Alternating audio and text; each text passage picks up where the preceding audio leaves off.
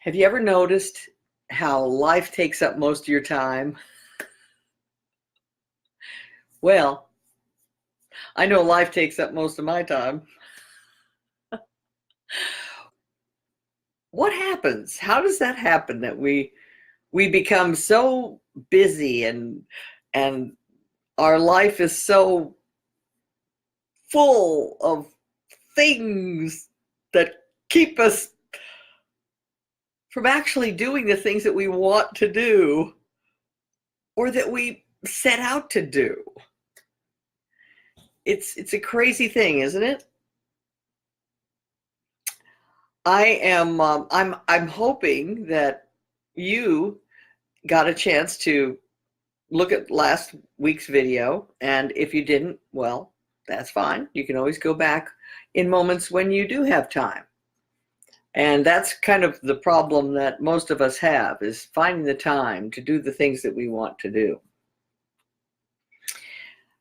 And slowing down so that we can actually take a breath and be who we are.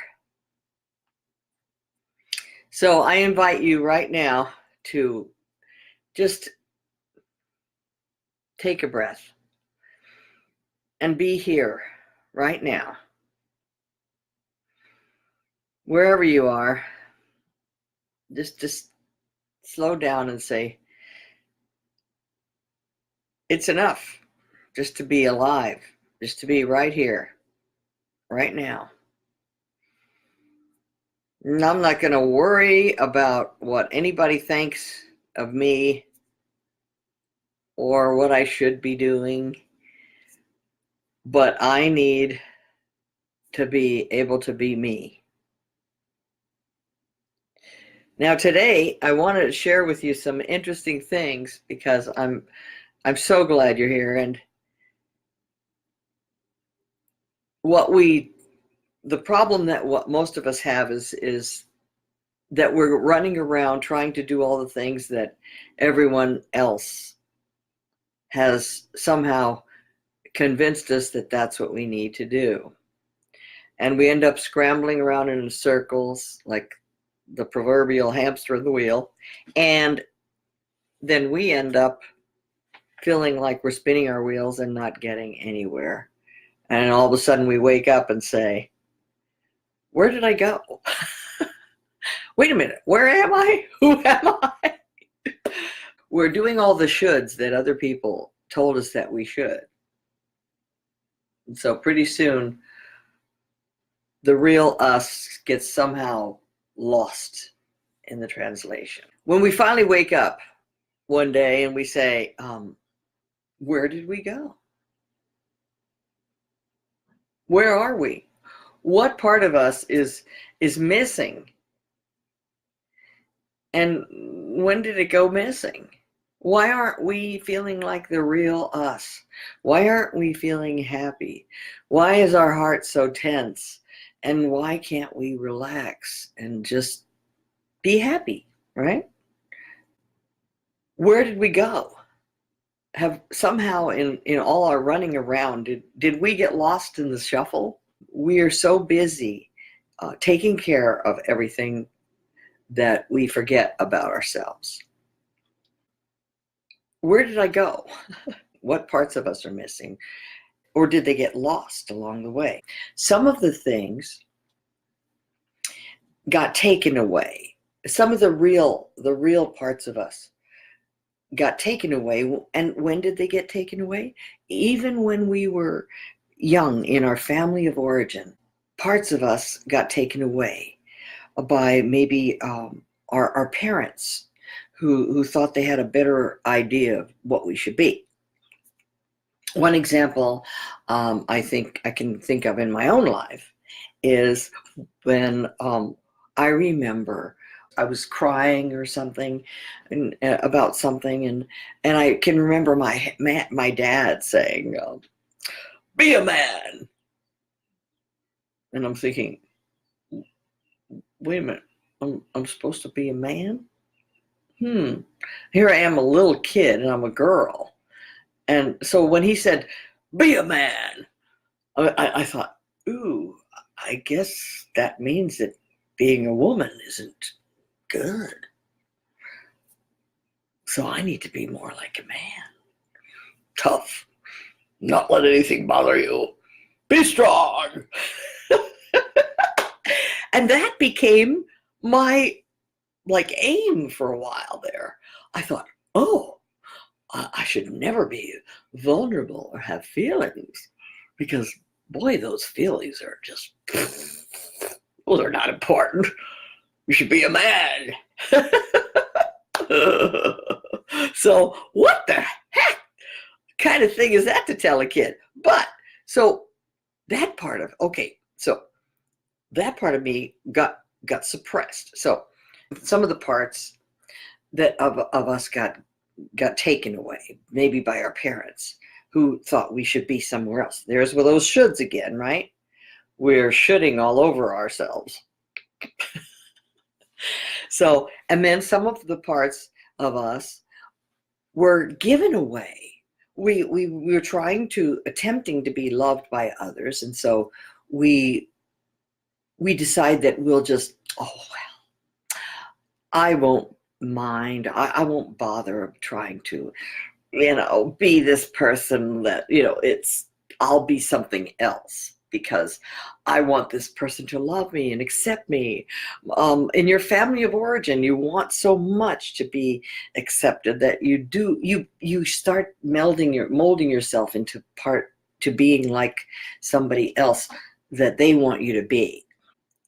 Where did those parts of us go that we feel we've lost somehow? And sometimes we don't know about. Okay. Some of them were like hidden away. We hid them away because out of fear that if somebody knew what we were really thinking, they wouldn't really love us, right? And they wouldn't love that person. So we hide parts of ourselves. Maybe whatever it is we're unhappy about, we secretly wish that something was different, or that we could have something that we want, but we say, so we hide that part of us away.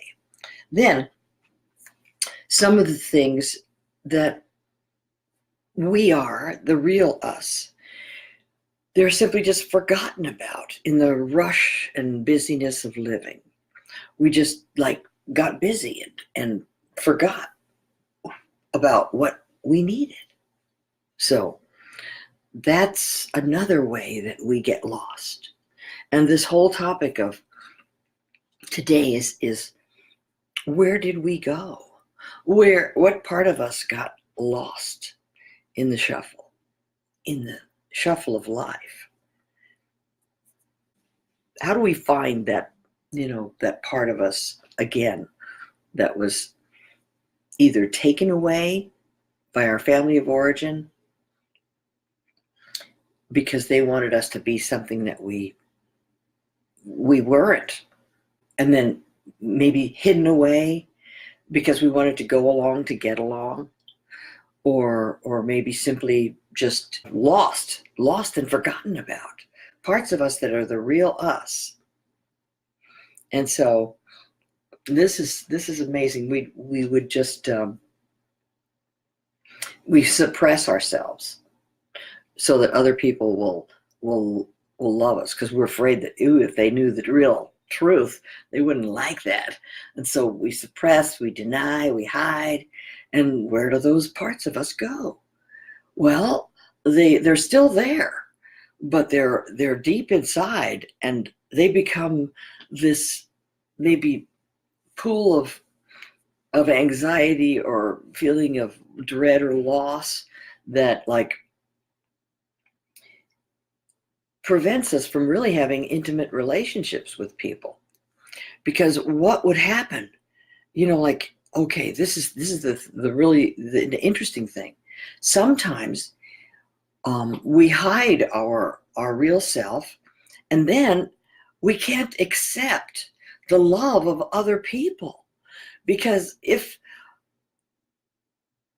we're suppressing parts of ourselves, the real parts, then we can't really accept the love that they give us because we think, oh, well, if they knew the real me, they wouldn't love that.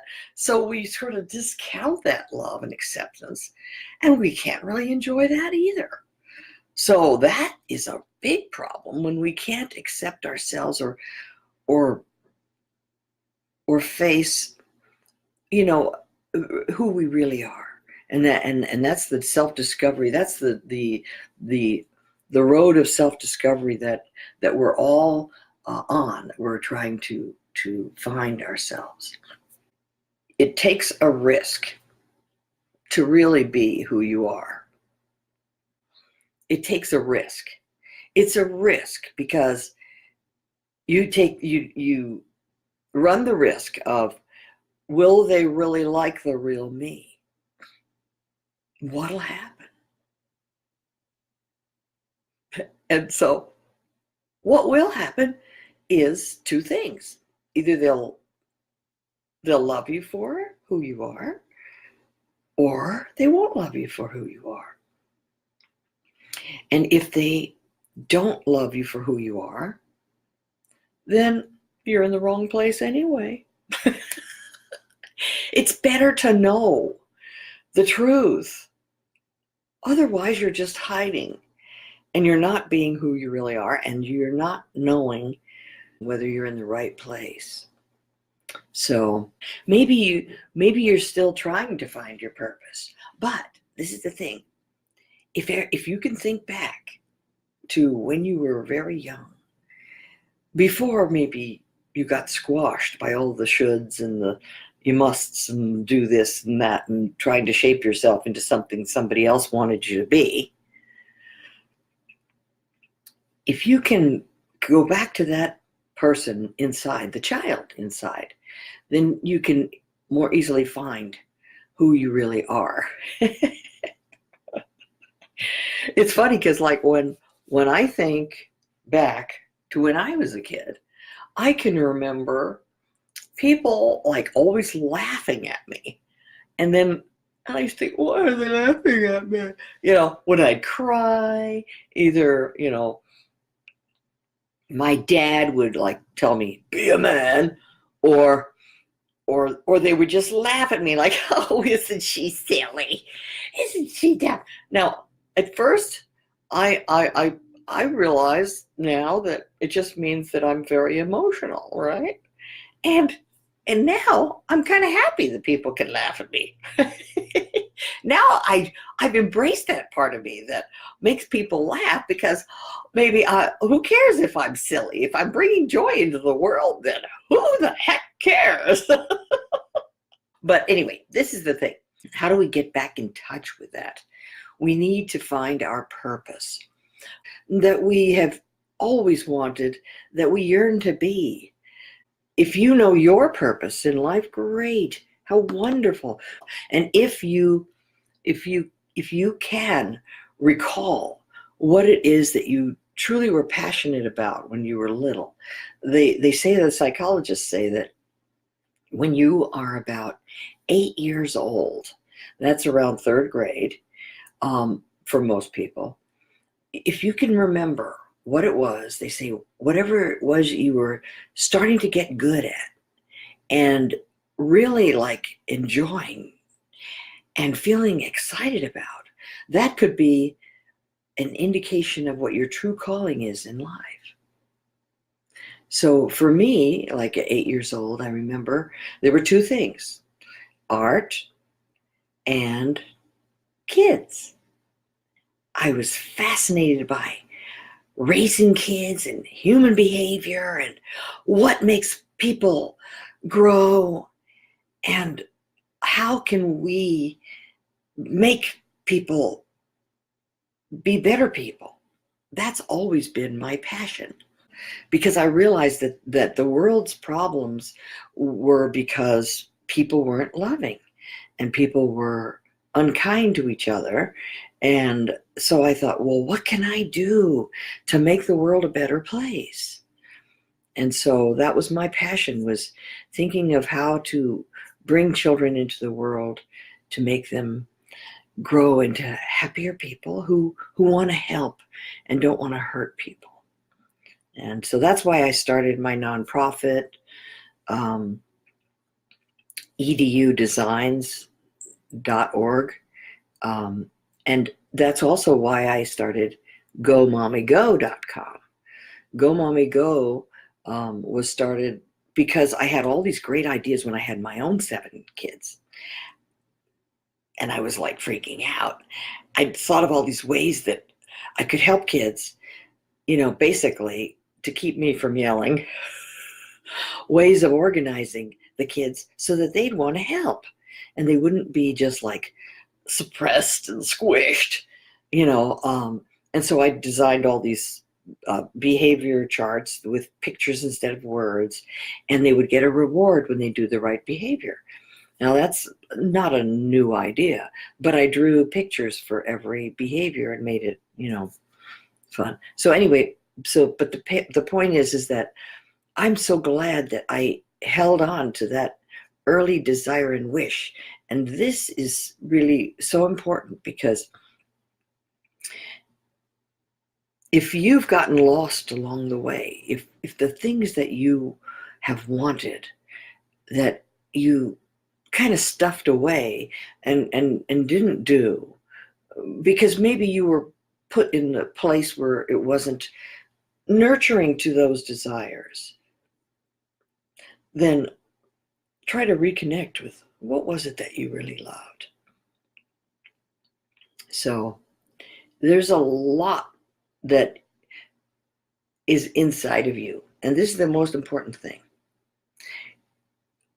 Living your purpose is not only important, it is the reason why you were put on this earth. It's so important for you to be able to do the things that were in you to do because that's the way God made you. You are meant for a special purpose that may be different than somebody else's purpose.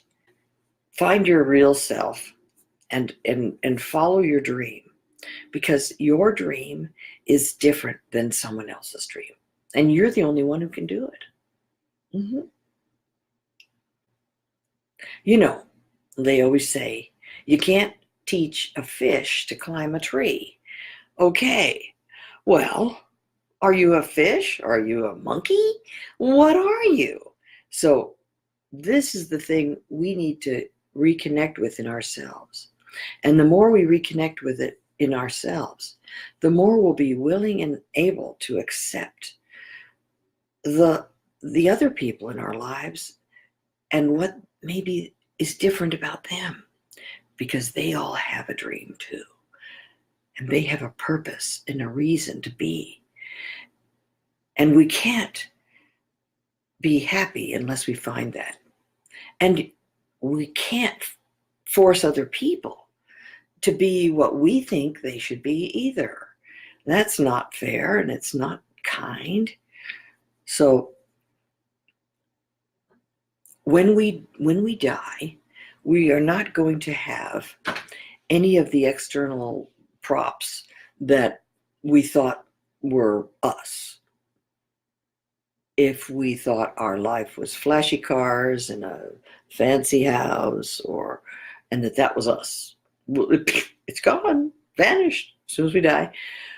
Who are we really? We're our real us inside. So anyway, when my kids were little, I was watering the lawn one day and holding the hose and squirting it on the bushes and the plants, and all of a sudden it was like I realized, gee, I'm standing here holding this hose, but I am not the water. I'm just the hose. And I thought, wow, that's kind of like God. He is the water. He's the spirit that flows through us. And we are merely the vessel the conduit for his expression. So we have to stay connected to him. If you don't turn on the faucet, or you're not even connected in the first place, you are not going to have anything to give. So remember that we are vehicles for a higher purpose.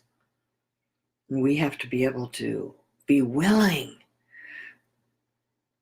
to let it come through us and not try to squish it or repress it. Anyway, so what is your dream? I'm so happy if you know what yours is. And let's talk more as we go along, and private message me or send an email. And you can always contact me on my website, Spirit-Led-Supermoms.com. And you can also ask for a private session. I offer one private session that we can share one-to-one about anything that you want to talk about. So thank you very much for coming today. And I look forward to seeing you next week. So send me your questions, okay?